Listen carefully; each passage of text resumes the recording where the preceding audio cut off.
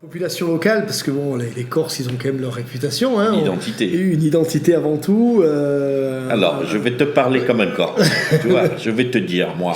Je vais te dire comment ça se passe, moi. Et un folklore assez particulier.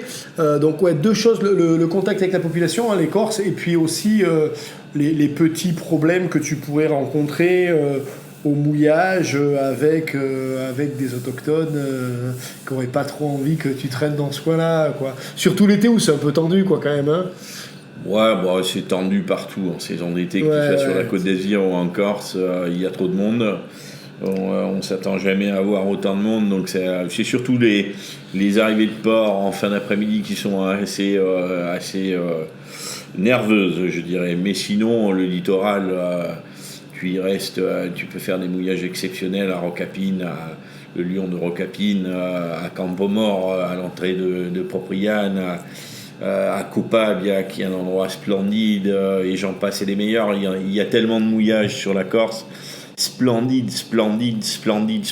quoi, où on peut y rester des semaines si l'endroit te plaît. Hein. Nous, j'ai eu pas mal d'expériences comme ça, où mes clients étaient tellement contents de la place où on était.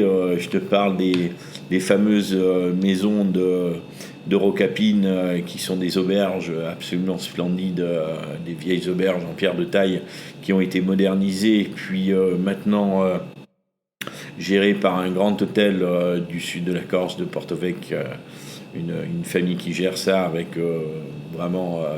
c'est un endroit idyllique sur la planète, tellement réservé, tellement préservé, tellement joli que finalement quand on arrive là, eh bien, on y reste, quoi. On plante l'ancre et on se dit, écoute, voilà, on a trouvé notre paradis, on n'a pas besoin d'aller ailleurs. Ouais, ça sert à rien d'aller plus loin.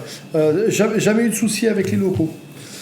Très peu, les Corses sont très charmants, c'est déjà des gens qui vivent du tourisme, faut dire ce qui est, hein. Pas que ça, évidemment, il y a une vie dans l'île intense, la vie de tous les jours, je dirais.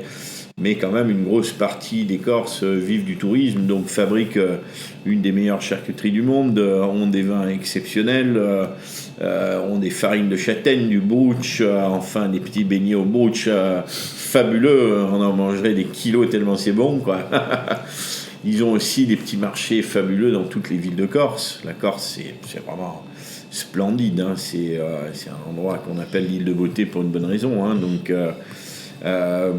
en été, il y a très très peu de problèmes de gens locaux. Au contraire, c'est fait pour fonctionner, c'est fait pour faire vivre une population, et puis on a des très bons produits, et puis on n'est pas loin de la France, quoi. Alors, on est en France quand même, mais je veux dire du continent, voilà, on appelle ça le continent, pas la France, puisqu'on y est en France. Allez, un dernier point avant d'attaquer les mémoires. Les tenues des mouillages, alors aujourd'hui on est beaucoup sur bouée par réglementation, mais des mouillages qui dérapent sur les cailloux, où tu attaques très vite des plateaux très profonds où il n'y a pas assez de chaîne. Il y en a quelques-uns, peu en Corse, parce que la Corse, elle est quand même... il y a énormément de plages, c'est du sable, c'est des mouillages qui tiennent bien en général. Il y a quelques endroits un peu plus difficiles, comme la Scandola, comme les Calanques de Piane. Évidemment, c'est des architectures de falaises, on ne peut pas s'attendre à avoir des mouillages très sûrs. Et puis, c'est des mouillages profonds en général. Les Calanques de Piane, ça plonge très très vite.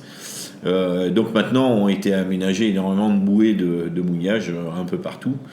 Elles ont été aménagées par l'Office du tourisme et puis par les syndicats qui sont sur place et qui évidemment font payer leur mouillage, mais vraiment pas très cher, quoi. Voilà.